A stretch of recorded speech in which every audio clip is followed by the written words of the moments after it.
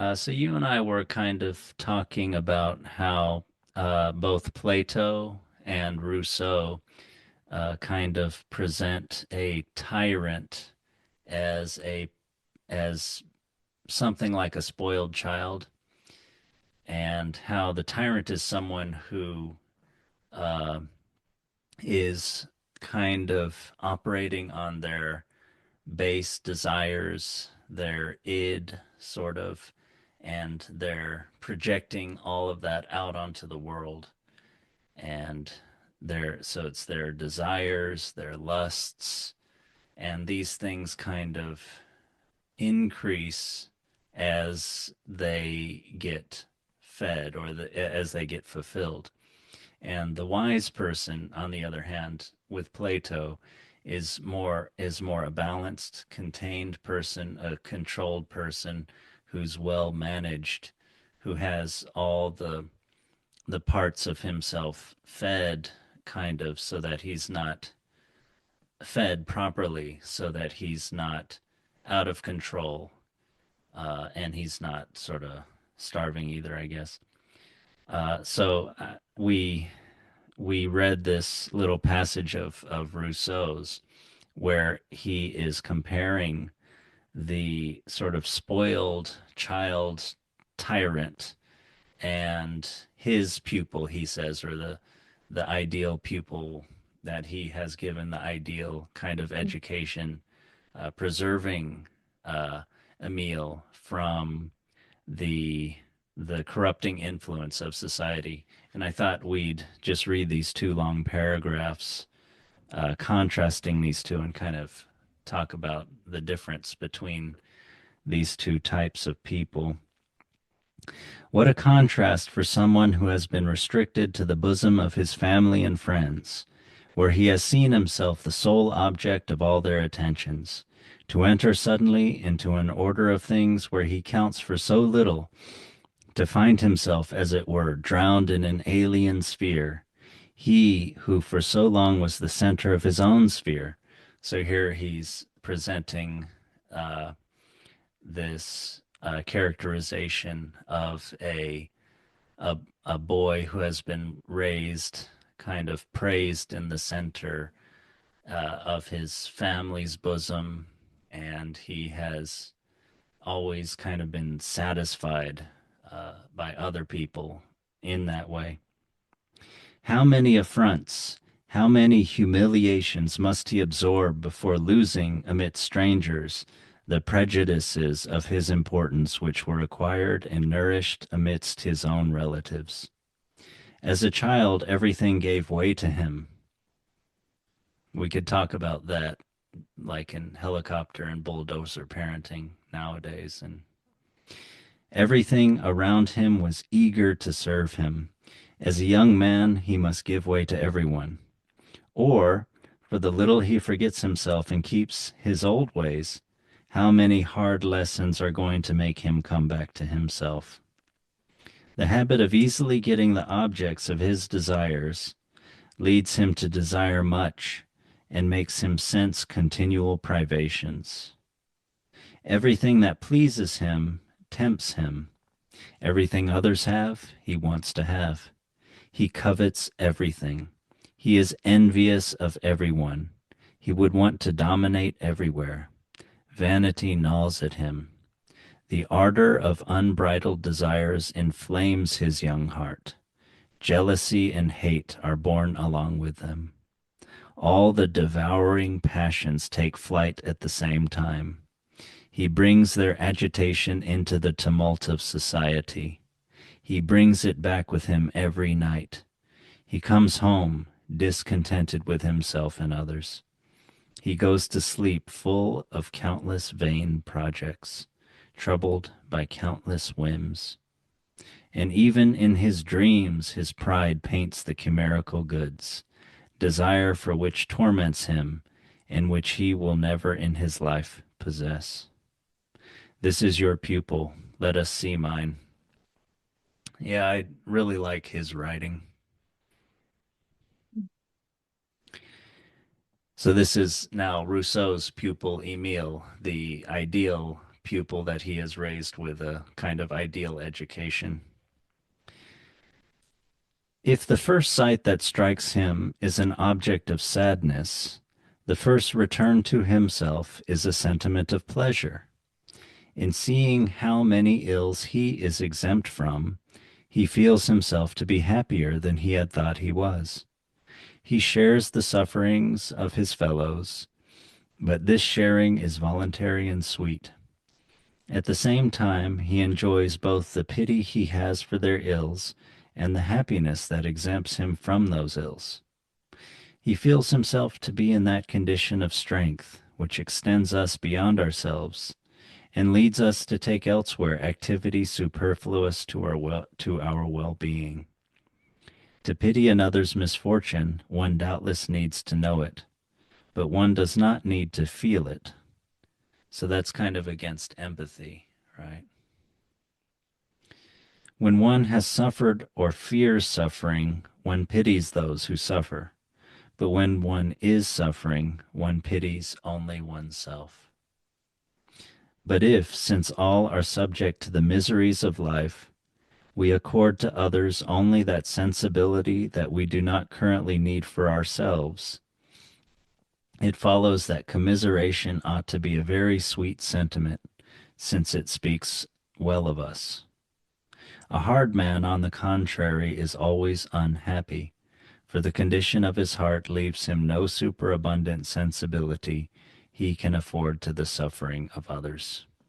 So he's talking about how there is a kind of, yeah, commiseration, but not an empathy, not a feeling into or not an emotional contagion that helps one to, if one has kind of skills and virtue and stability and things, one feels oneself in contrast to the others who are suffering, and one commiserates with them both and gets a pleasure out of that, and also one comes back to oneself and remembers that one is not suffering like they are, and one feels happier than you did before. So this is how you can kind of, it seems like a grounded way to talk about, yeah, having compassion for others while being happy oneself. On the other hand, I don't know. What do you think about the tyrant, the little enfant terrible, or whatever, the little tyrannical, spoiled, vain little kid? It seems Well, like he. Mm, yeah, I noticed how your second passage about the ideal student talks a lot about the connection to other people, but the first passage of the little tyrant kid, there's like a there's like not little mention of that and more of how like he's like they're withdrawn to themselves. yeah, exactly. Uh, Yeah, he sees a lot of people and he notices them, but yeah, isn't he always comparing himself to others? And then yeah, he has this vanity, so he's like, why aren't I better? hmm, I'm yes, I'm inferior. This is like what's going on here? Like I don't this is not right. Like this is messed up. And then talks yeah, about how he goes to sleep full of countless vain projects, humbled by countless whims.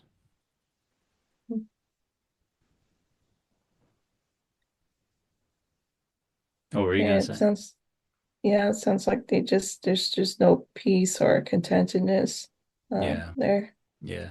Yeah, I think that's a lot of like Rousseau's project about how, yeah, like kind of being content, being living a pleasant life, not wanting too much, but having a lot in that Mhm. you like have enough. Like I think he says the person who has enough has plenty, and a person who might have more but wants much more, does not have enough and is not happy.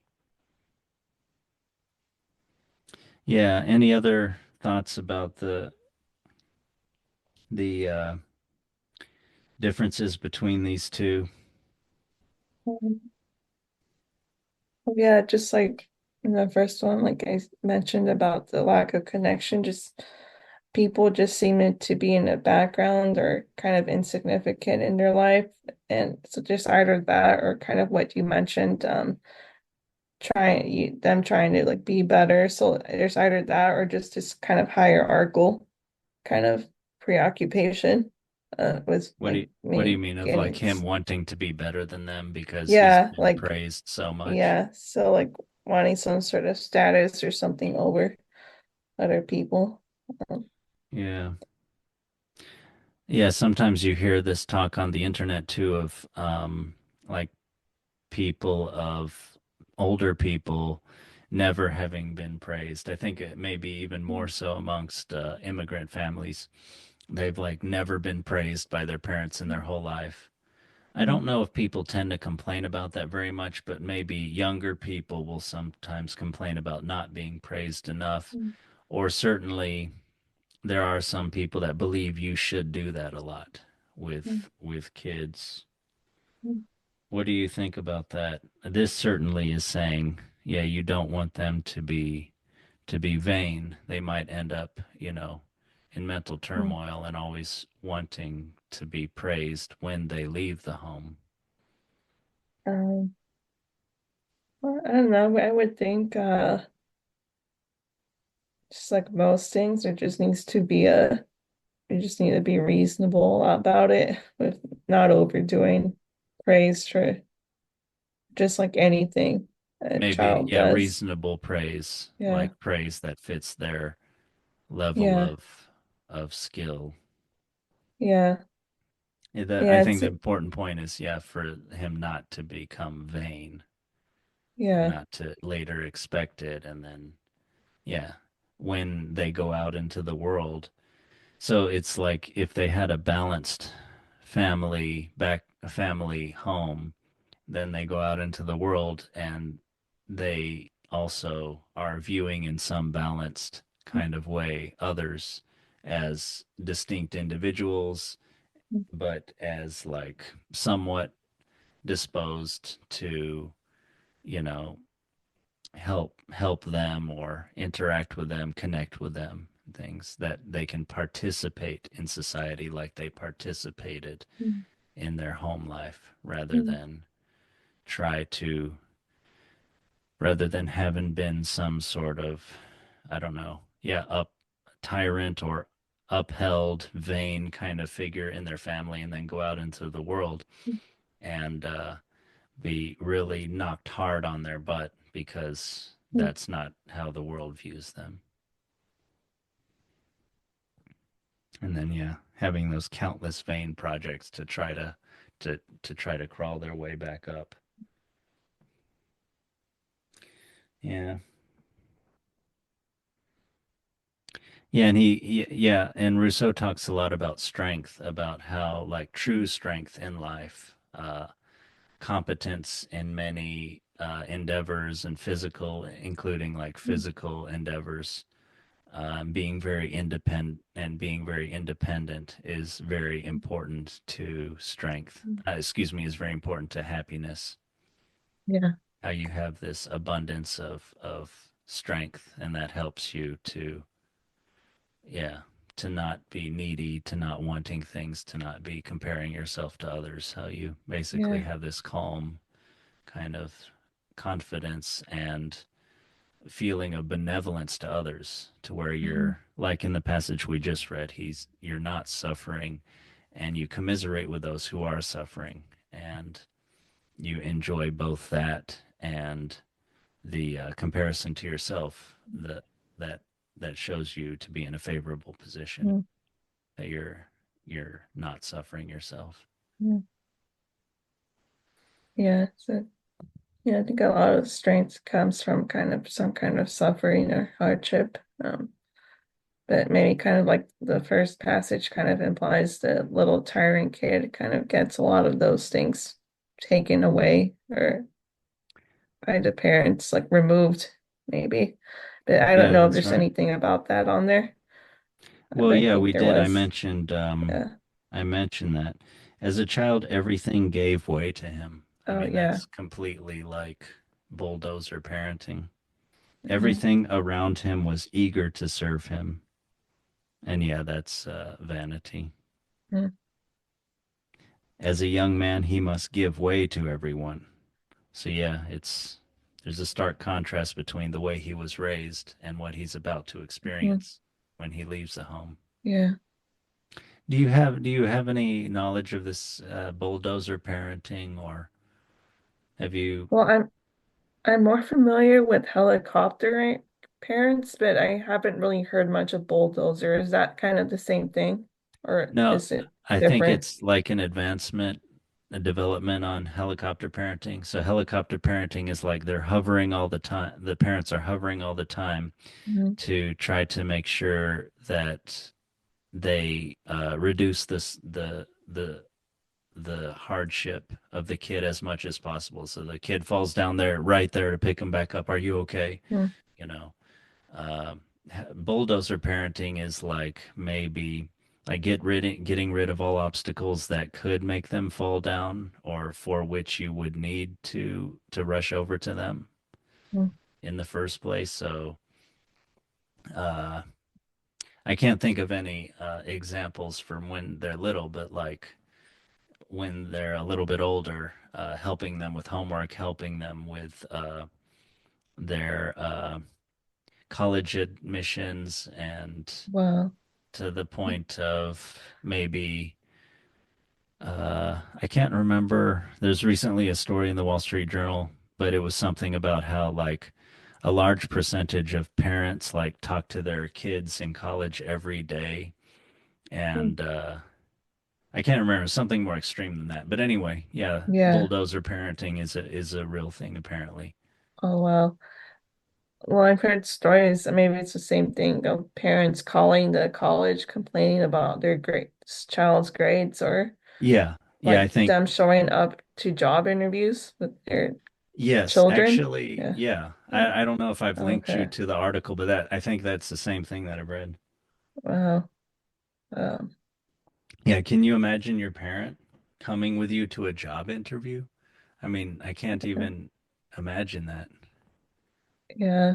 Um, but yeah, I didn't know there was a step beyond helicoptering Yeah. even. Yeah, I think Um, helicopter parenting is a little bit older and bulldozer is the new thing.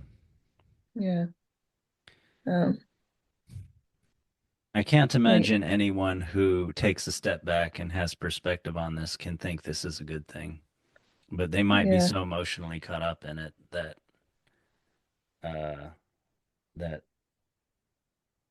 that they feel this pity for the kid, Yeah. and there's this maybe unacknowledged like wanting to be depended on, wanting to feel important. Hmm. But Yeah, I could see how it creates a tyrant child because the tyrant child is given this false sense that life is easy that and that there isn't and that yeah, it'll always go as they want it. So then the moment something difficult comes up that when they grow up, it's like I imagine like very mentally difficult to comprehend or even understand right, yeah, it why might that be a little is. bit like And that first boy in the passage. yeah, and then like of course that would lead to the turmoil and the yeah, just this mental turmoil and stuff. Yeah, you don't Uh, know they go in. what's going on. You don't know how to deal Yeah, with it. And you might lash out if you see it as a voluntary action of your parent who's finally, yeah, when you're 26 or whatever, just like threw their hands up, or maybe they got sick and they can't be there all the time for you. yeah. Yeah, so it's like it's a form of suffering that was totally avoidable and unneeded. Yeah.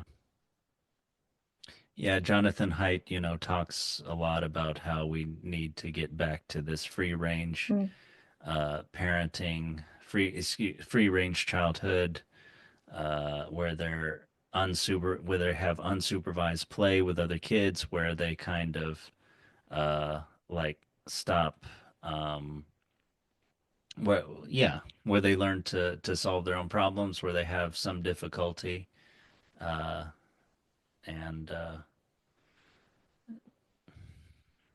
yeah, phone free childhood and things like he's kind of getting people to stop to to to kind of get childhood back to a much more natural thing Mm. the way it used to be. Yeah. Yeah, sometimes I've seen photos of the old-fashioned playgrounds. Like I'm astounded at the difference. Um, Yeah, yeah, yeah, much more risk, right? It wasn't yeah, kind of so soft. But yeah. yeah, I mean, kids need to learn to take risks and to problem Mm, solve and things. mm. Okay, well, uh, any more thoughts about this topic? Uh, Not much, but I just had a like a little funny story that kind of relates. I Yeah, was sure. showing my people at my work like a travel show on a region in France called Burgundy, and apparently that region is what really helped France get its reputation for good wine, Hmm. because that region, I guess, really like specializes in that. Hmm. And when this lady was showing her vineyard, the host asked her like, what's the secret to like such good wine being produced here? And she said that the soil here is poor in nutrients, and that adversity makes the grapes kind of strong because they have to like really suffer a lot to just grow, and then that's what makes the wine good and Oh, wow. special. Yeah, Yeah, that's great. yeah. Yeah, I've even heard there is a theory, I think, put forth by David Sinclair, who's like a longevity, scientist. And I think hormesis, something like that. Mhm. The idea that even one reason maybe vegetables are good for us is that there's some kind of conflict there with our system, where this the conflicts that they sort of endured when they were developing actually contribute to the nutrientness, how nutritious they are when we eat them. It has something to do with how, um, yeah, some kind of conflict, basically conflict produces, yeah, strength even in food. And that's an interesting idea. Yeah, I'd like to see more kind of research into that kind of thing. But Yeah, anyway, that's a good story now to kind of keep in mind. yeah. Seems like maybe all living beings need some kind of struggle. Yeah, yeah, that's probably true. I mean, that's how evolution makes new things, right? And better versions of things and everything. Okay, well, until next week.